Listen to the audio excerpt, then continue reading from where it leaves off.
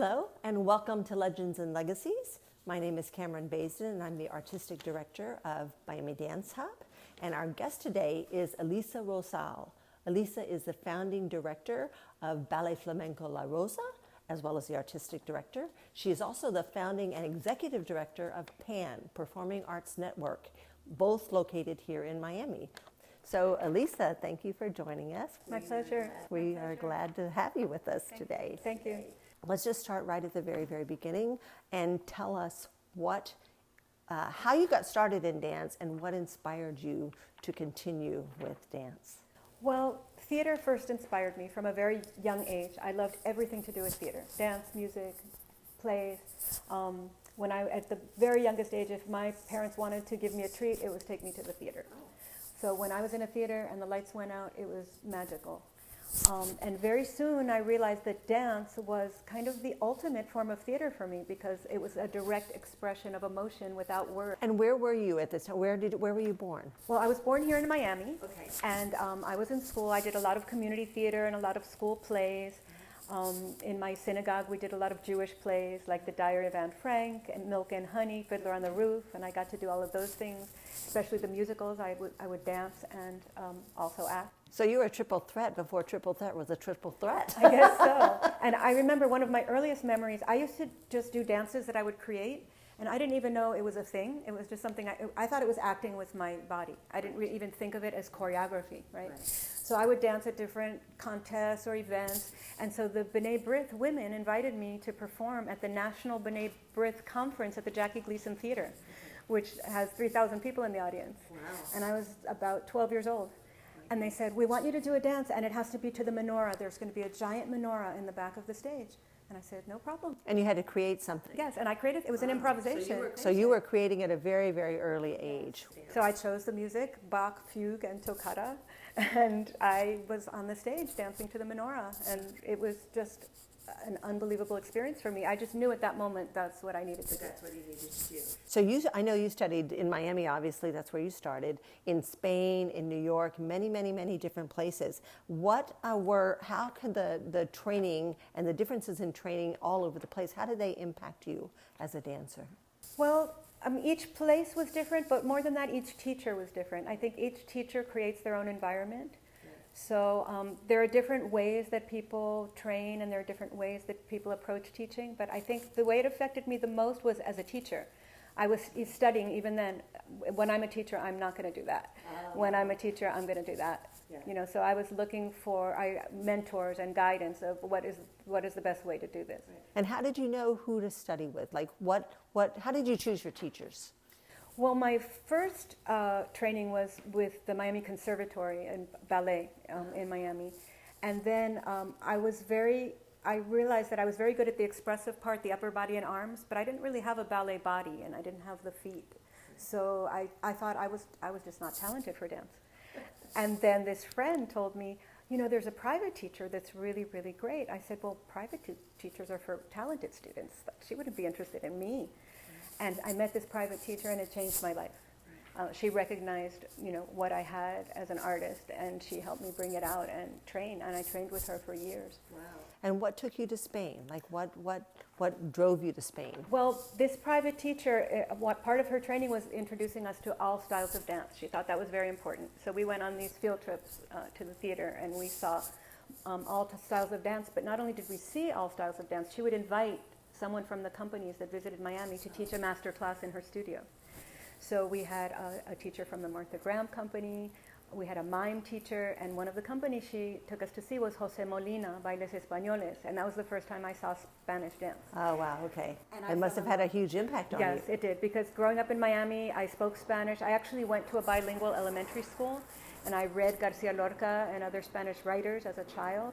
So when I saw this piece he did that was a Garcia Lorca poem set to the guitar with the singer and the dancing, interpreting it, I said, this is my art form. I knew at that moment, this is my art form. I love how you're so excited when you're talking. It's like I can see the passion and the excitement that you must have felt at a very, very young age for doing what you do. Definitely. I mean, I can relive these moments. It's as if it's happening right now when I remember it. They were so powerful for me. And you studied lots of genres of dance. You studied ballet, you studied modern, but you studied many, many other forms of dance, and that all sort of impacted what you do now, and sort of informed, I guess, what you did. Can you talk about that a little bit? Yes, definitely. Well, I was in New York dancing with several Spanish dance companies, and so I saw the opportunity to study other kinds of ethnic dance, which I thought was very important, especially since flamenco is influenced by so many other forms of dance itself. But I was always interested. I remember as a young child, I also did a lot of folk dancing. In my synagogue, I did Israeli folk dancing, which I loved. Which is very different than flamenco. Yes, it is. But even so, there's some, the Semitic roots, the Judeo-Arabic roots of flamenco you could see in a lot of especially the music. Right. So I met an Indian dance teacher, and I studied Indian dance. I studied African dance, and I studied Isadora Duncan technique, which I found out from my teacher. One of the few styles of dance that Isadora herself really respected was flamenco. Oh, really? Because it was very earthy, and it was very connected to the earth and very grounded. Right. And yet the upper body was reaching up. It was very free and up and spiritual. So it was very interesting, and I've always loved Isadora Duncan technique.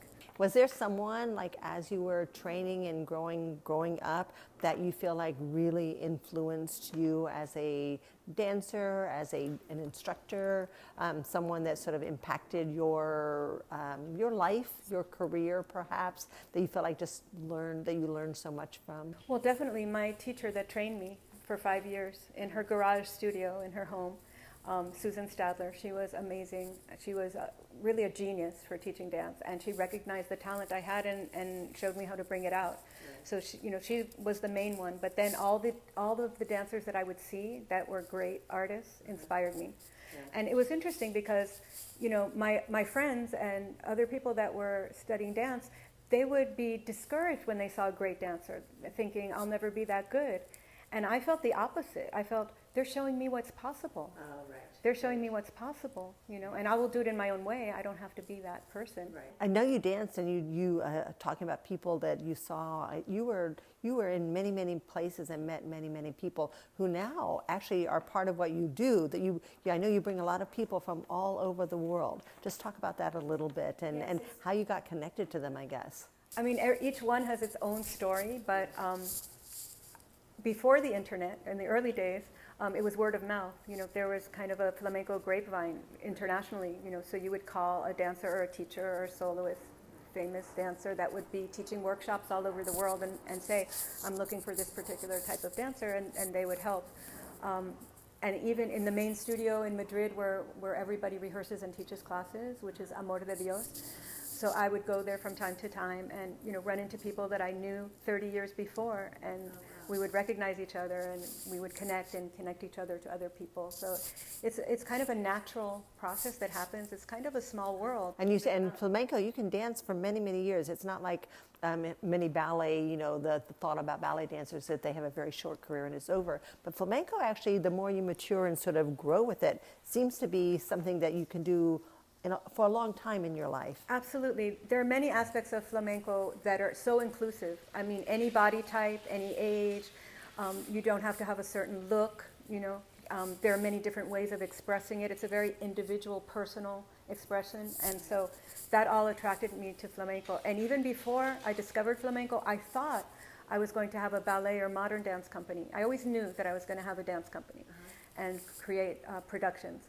And I thought, when I discovered flamenco, I thought that was so great because even in ballet, I was thinking, I'm going to do these dramatic works where older and mature dancers can dance. There's no reason why your career has to be over at a certain age, or you have to stay young forever. I thought of it more as theater. Right. So I'm going to create roles for all kinds of dancers, not just one kind of dancer. And you're talking about creating things. I actually want to go back to something you said earlier about the school in Spain. But before we get to that, you started creating and choreographing at a rather early age. You were still performing, and you were talking about like you wanted to give these performers a voice. Talk about just what drove you to choreograph and why you became a choreographer. Well, first of all, I was putting on productions in my neighborhood as a child. That was my play, putting on plays in the backyard. You started at a very young age, yes. So I was always putting on plays and little scenes and acting them out, whether it was dance or spoken or not spoken, with my brothers and sisters and friends and cousins, and whenever people came over to our house, it was very common in those days to have dinner parties. My mother had lots of dinner parties with groups of friends. So whenever the friends were over, I would put on a show. Oh, wow. I mean, any opportunity. So that's how it started. And then it kind of grew from that. When I was cast in Fiddler on the Roof and Milk and Honey in my temple, there was not a choreographer, so I choreographed all the dance scenes. So you sort of fell into it because you were driven in a way. I was, and my teacher, I have to give her credit because also part of her method of training was teaching us to be teachers. So every day, at least one class combination would be given by a student. So she was teaching us how to teach. She sounds like she was very forward thinking at a while ago. Absolutely. Now we talk about forward thinking, and you have to do this, but sometimes it happens just kind of naturally. Right, and just as a little aside, at one point I injured my foot very badly, and I was on crutches for a whole year. I couldn't even walk. Oh, wow. And my mother was kind of relieved because she was very concerned about me wanting a career in dance because she thought it was a very hard life and she wanted to spare me the pain of, such a difficult life. Yes. Parents want their children to be happy and healthy and successful, and dance is a hard road. It is a hard road. So, she was almost relieved, and so there I was on crutches and I couldn't dance. And she said, "Oh, so now you're going to consider another career?" And I said, "No." What do you mean, crutches and all? Yeah, dance is my life. If I can't dance, I'll be a choreographer. But dance is my life. If I have to dance from a wheelchair, dance is my life. Talk a little bit about now. You're in what you said about being in Spain and going to the studio where so many people went to. We don't have something like that for flamenco in the U.S., do we? No, not for flamenco, and really not for any dance. Yeah. That's one of the reasons we started PAN. Some artists came together and started PAN because we had all lived in different places where there was a center where artists could come together. Right. And so we started that here, and it was multidisciplinary. It was dance, music, and theater. Right. But the idea was for all artists to have a space. If you have the space, they will come, basically. Right. So it was a place for people to teach and rehearse and create. And it was very successful for a very long time and brought many artists together. Do you think that that's kind of a European thing? I mean, now it's happening more, I guess, in the U.S. But at that time, certainly for flamenco, it was that everybody sort of went to this one. There must have been a big collection of instructors as well as dancers, and then just a big institution of sorts. It was. I mean, and it was really a studio rental place, like Faisal's in New York. Yes. And so, which I also went to for flamenco, but there was also tap dance and belly dance and all kinds of interesting dance forms, and people would just rent the studio space, and so they would just meet and connect, and relationships would start and projects would start. So in Amor de Dios in Madrid in Spain was the place for flamenco, even though flamenco's from the south, and so Sevilla and Granada are really the cradle of flamenco and are very important places to go and study and work. But for the professional world, Madrid is really where companies form and people are hired for projects. So dancers come there, and the teachers and choreographers, when they're not on tour, they teach classes there. All of the best and most famous and most important artists in the field are there. So you get to meet them and form relationships with them and have opportunities to perform, and people come to see the classes when they're looking for dancers. So. And there's a bar on the corner where everyone hangs out after class. Yes, exactly. It's like networking is so important. It is. Like just people meeting other people, and you never really know what's going to happen. Yeah, that's really the most important part of the profession. Aside from being a trained dancer, is networking. Are the dancers that you used in your performances now, and you bring from lots of different places, are they excited to come here and be part of this world here? They are. They really are. Do they know what they're getting into, or have they been here before? Many of them have not been here before, or if they have, it's been on tour with another flamenco company, but it's not the same type of work that I do. Right. I mean, first of all, they know it's great for their careers to be able to say, I worked in Miami, Yes. And it's funny because those of us who are from Miami, we always thought we have to go to New York. We have to go outside of Miami, to really make an impression as an artist. Right. Miami kind of has a history of not really embracing its own artists, Yes. But to people elsewhere, Miami is like a really important place. Do you feel like the whole embracing their artist is changing a little bit? A little bit, not as much as I would like. Yes.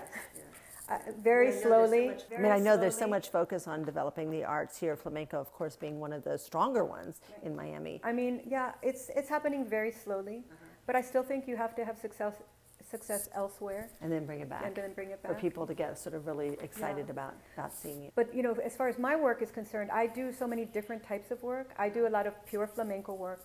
I also do fusion between flamenco and other ethnic dance and music forms. And then really my main focus and my favorite types of projects to do are where I combine theater and dance, because my first passion was theater. And I know you do a lot of like the tale of something, like stories. Yes, and I really love to take classic theater plays by great playwrights and use the language of flamenco to tell that story. And it's really interesting. Although lately, during COVID, I've been doing a lot of COVID stories in flamenco. I bet. I mean, it's probably necessary, and things has sort of impacted your life a little bit. Absolutely. So, you know, the material can come from anywhere. Just educate me a little bit. I know in ballet we have like Swan Lake, and we have Giselle, and we have Corsair and Bayadere, and ballets that are sort of landmarks that sort of are tried and true of these. Is that similar in flamenco, or are things always being updated and new really, things are being choreographed? The technique itself is evolving, and it always has. With each generation, the technique evolves, of both the music and the dance. And remember, we use live music, so the music influences the dance so much. And the dancer really is a musician, because the dancer is the percussion instrument with the footwork and the pitos and the palmas. So, you know, we're part of the music. So the music creates the dance and evolves the dance. And it's important for it to evolve, to stay alive. But then it's up to each artist to decide how much of the tradition they want to keep and how much they want to break with tradition. So it's really a very individual thing. And that's another thing that really attracted me to flamenco, is that every style is developed by each individual. I mean, there are some schools of training and some schools of style in the style of this or that artist, but ultimately you really dance as a solo artist most of the time, because in the flamenco clubs, that's where you get your chops. You know, you have to dance in the clubs to be able to improvise and work with musicians and get your strength. So, you know, you have that's as important as the studio. You know, the studio, you learn the technique, but you really... And is there a foundation of technique that everybody has to learn? No, every teacher has their own structure of how they interpret it. So studying with more people is a benefit. Absolutely. Although I believe you should get your basic foundation maybe with one teacher, because it can be very confusing. I remember when I first started in Amor de Dios, I arrived and I took 10 classes a day, 10 hours a day, 10 different teachers. I signed up with every teacher, every class. And so, you know, one teacher was, you're bending your knees too much. The other one is, you're not bending your knees enough. Oh my. You know. So what'd you do? I mean, I tried to please each teacher, and then I had to find out what worked for me, you know. But I think, you know, my advice to all my students is, at least for 1 year, get a really strong foundation with a teacher that teaches a good technical structure. And then go see everybody and see which style you like, you know, which style you would like to do. And most of us end up taking a little bit from each teacher and a little bit from each style and creating our own style, which is really wonderful. I mean, you really are a creative artist if you're a flamenco dancer. So now, do you, as a choreographer, and working the way you do with theater and having so many elements, that all goes into your company, into the productions that you do? What's your favorite, or not, I don't want to say favorite, what's a highlight of your... Oh my goodness, there are so many. There's so many. First of all, my mentor and one of my main teachers is Manolete from Granada. And so I guess one of the highlights was when I actually brought him 5 different times to do work with me here. But I guess the 2 highlights would be the first time when we did only the 2 of us, a concert at Gusman Theater with 1 singer, 1 guitarist, Manolete, and myself, the entire concert. Oh my goodness gracious. So that was like a huge thing. So you were running a company and still performing too. Yes, I was. So that's not the easiest thing in the world. And then I did The Witches of Salem, inspired by the Crucible, but I added a lot more characters. And I actually got a grant to go to Salem and do research. So it was a very in-depth project, and Manolete was in that project with me.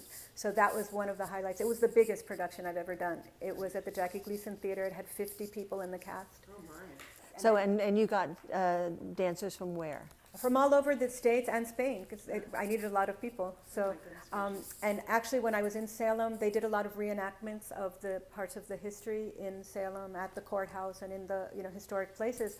And I started talking to one of the actresses and about the project I was doing. And she said, oh, well, my best friend is a historical costume designer at Plymouth Plantation. You should talk to her. So I called her, and not only was she that, but she had studied flamenco when she was young. So we designed the costumes to be able to look authentic and yet be able to dance flamenco. Right. So there were adjustments. So the whole project was, so much in depth in every aspect. And we brought dancers from New York, from DC, from California, from Spain. It was really amazing. My goodness, it's sometimes it's kind of awe-inspiring things that happen when people get on board, and people must have been so excited to be part of this whole big endeavor. Here in Miami, of all places. Yes. Some people say it could only happen in Miami because, to have that kind of view, Miami is such a multicultural environment, yes. And we're exposed to so many things. So it kind of opens the door to think in that way. Yes. Go ahead. One more special moment when I was with La Truco, who's a very famous, amazing dancer and teacher. So we were doing my production of Directo al Corazón, which was inspired by Hedda Gabler, by Ibsen. And so it was opening night. We were at the Arts Center, the Peacock Theater, the Black Box Theater. Right.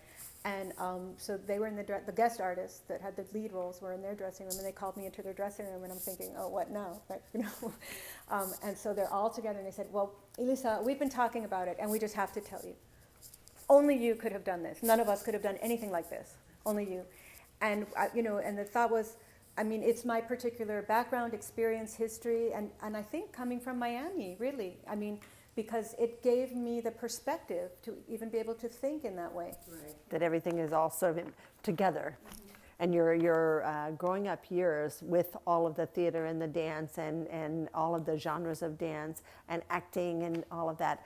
And that was your kind of the inspiration for forming PAN. Exactly, because I knew so many actors and musicians and dancers from so many different disciplines. And it got to the point, after many years, I would get phone calls every day of, hey, I'm a musician and I just moved here from Oklahoma and they said I should call you.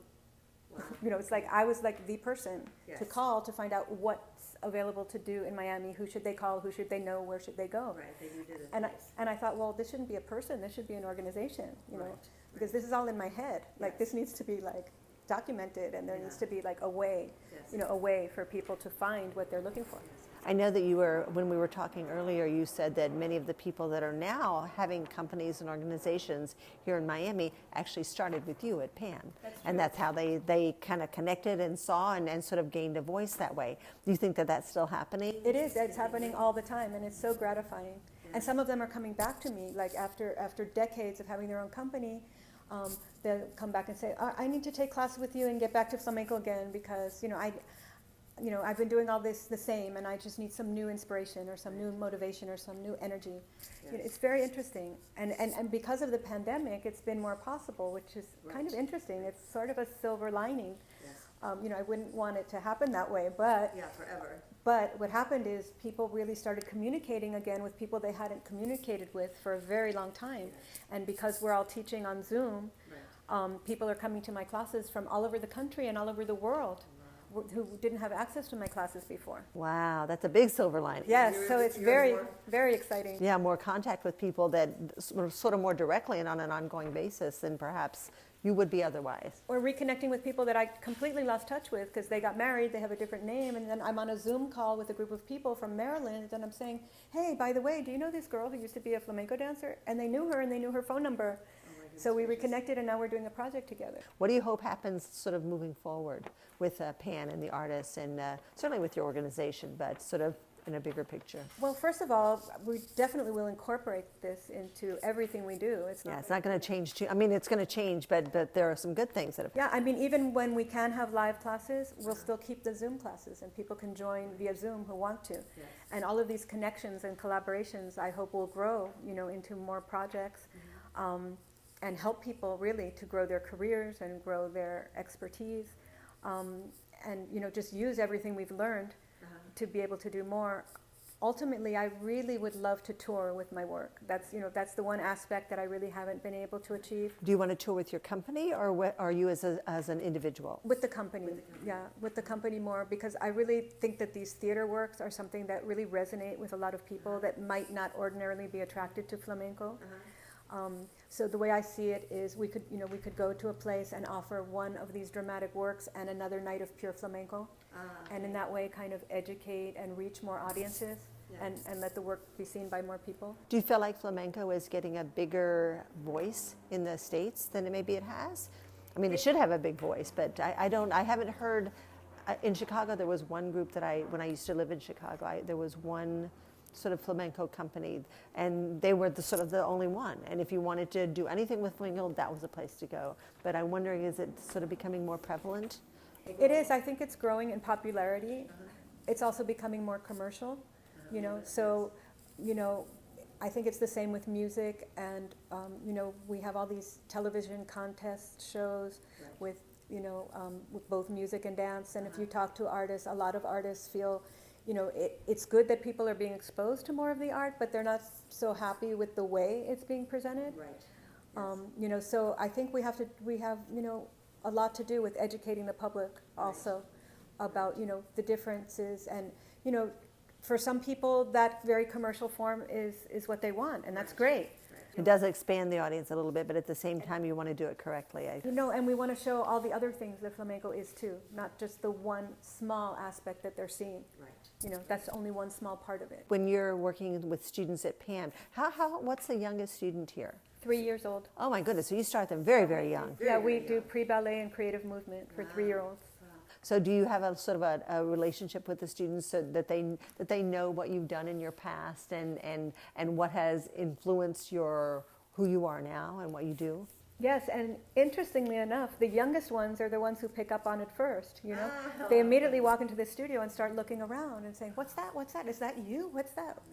Wow. We have our Dracula coffin in the back because we did a flamenco version of Dracula, and my students are absolutely enchanted, with that idea. Yes. And then we talk about it and we tell the story and we act out the story and the different ballets, and but that's like the opening door, opening the door of how really closely related theater and dance are. Dance is a theater form, at least the way we are presenting it. And that just like my teacher taught me, that means learning about costumes and props and stage direction and acting, and I really encourage my dancers to be trained in acting as well. Yeah. To some dancers it comes naturally, but some of them really need a little more training in that area. As a dancer, I always wanted to study. I mean, I did study flamenco with dance because I always loved how you had to hold yourself, and certainly the rhythms and the hands and the castanets. But it was more about the carriage that I think that dance teaches you that. But flamenco, that is what it is. Absolutely. And I loved how they worked together to create an artist. Yes, and it really strengthens you for all dance forms. Yeah, absolutely. In fact, my non-dancer feet got a lot stronger when I did flamenco. My legs and feet, when I put on my toe shoes again, I was much stronger for point work because flamenco strengthened my legs and feet so much more. Oh my goodness. And my point work really improved after I did flamenco. We should spread that word around. Yes. Talk a little bit about where we are. I think I've never been here before, but I think this is the coolest place. And having grown up with my teachers, home and studio in the same space, tell us a little bit about this space that we're in. Well, we had a very large studio on West Dixie Highway for Pan and Ballet Flamenco La Rosa for years. We had been in several different places over the years, but our last one, we had 3 studios. We had a black box theater. It was on West Dixie Highway, so it was very visible. Right. And then we decided to downsize because it just became a lot for us to handle, right. And we wanted to focus a little more, kind of on our roots, because I started with a private teacher in a little garage and taking classes with small groups and being in small companies. And when I look back, that's when I was happiest and most creative. To me, that's where I really thrived the most as an artist and as a teacher, where I feel like I can really give my students a better experience. So we decided to downsize, and then the question was, where do we go next? How do we do this? And we really didn't want to start renting studio space by the hour like we had done between studios at different times, and that's so frustrating and difficult. Yes. So we were really looking for a house where we could, because at the time we lived in a very small house, so we couldn't move everything to the house. And just the things that went with the company, you know, the costumes, the props, the papers, the files, all that. So we looked and looked and looked, and it was a long process. And by serendipity, we ran into the woman that owned this house and was selling it. And my husband actually ran into her at Home Depot. And so, it all started there. yeah, because so he's really into gardening, and he looked like he knew something about gardening, so she started asking him questions. And then she said, well, I'm trying to sell my house, and I want to do something in the garden. Can you give me some advice? And he said, oh, you're selling a house. Tell me about your house. And she said, well, the main house. And he said, the main house? You know? So the main house is, you know, quite large for a big family. And then there's the mother-in-law quarters, and then there's all this land. There's an acre of land. So he called me. He said, Ilisa, you have to meet me at this house right now. You know, they went right over to the house. We looked at the house. We fell in love with the house because it had everything we needed. It had space for our family. My husband's an artist, a painter, so it had enough space for him to have an art studio. My son's a musician. My daughter's an actress and a singer. So you're surrounded by the arts. Yes, yes, it's the arts. So we have space for everyone to do their art, and for me to teach and have rehearsals and have the company and have, you know, just everything we needed. And even a small performance space, because it turned out that there was a 4-car garage because the man was a mechanic. So we turned the 4-car garage into our studio, and we turned the little mother-in-law quarters into an apartment and office. So we have an apartment for our guest artists and an office for our office needs. So it was just perfect. And we love it because we can give people that experience that I grew up with and that I feel was so important, you know, where it's more individualized training. And you know, I really like to have small classes and individual attention, and be able to correct my students and, you know, train them as a whole artist. It's a more holistic approach. And that's why we offer classes in so many different styles of dance. And people will say, well, you're a flamenco dancer, why are you offering all these different classes? And so, as you see, that's the reason. So flamenco has had influence from all these different cultures. So, you know, ballet training is important, but also all these other ethnic dance styles. And if they want to study music, and if they want to study acting. You know, so I can teach movement for actors and acting for dancers. Right, and they all go hand in hand. It really all goes together. To me, it's all one. To me, it's obvious. So, you know, if people are cast in a production where they have to combine acting and dance, you know, it's really important for them to have some understanding of what that means. Absolutely. And it's funny, even lately, I've always been this type of teacher where I think of different approaches for different students. I very quickly intuitively see what they need. Like if they're not getting it, I'll think of another way to say it, another way to express it, to get through to them, or just imagery or whatever. And now I'm doing it even more, I guess, because in the past years I've been doing so much theater.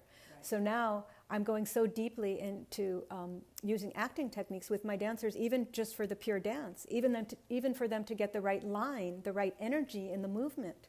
You know, I'm using acting tools to get there, and it's working beautifully, and it's very exciting. So you feel like you've kind of evolved yourself in what, having seen and having taught and having performed and having choreographed, that it sort of adds more, you know, more into what you need to do to give and what works and what doesn't work. Right, and one thing I've discovered, which I can share with you and anyone else who is an artist or a teacher, what I've really discovered with, you know, so much experience with so many different people, everybody's process is different, and everybody's approach is different, and everybody's learning style is different.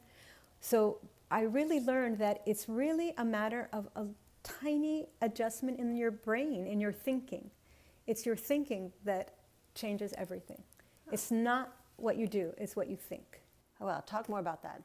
So, for instance, like the other day, we were working on something that can be difficult, getting out of a chair in flamenco, okay? So you have to be sitting and you have to stand, and your body is not supposed to, like, you know, do that. You're supposed to just, like, go from sitting to standing, and it's supposed to be clean and smooth. And I tried from a physical way to tell them what they should do with their body, how they should support themselves with their placement and their muscles, and where it should come from, and where their energy has to go, and where the control comes from, and what part of their body they're using.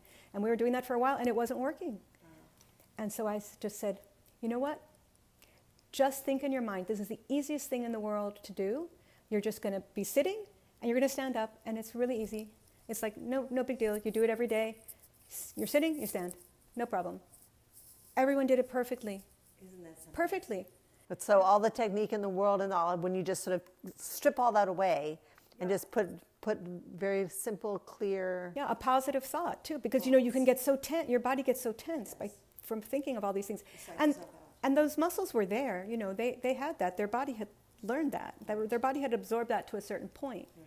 But, at some point you just kind of have to let go and relax and just let it flow, So like muscle memory, like as a dancer, like you have to trust it. Yeah. And then you more have to think about, what is your thought? What are you thinking? And because your thought will make it happen, Wow, that's so great.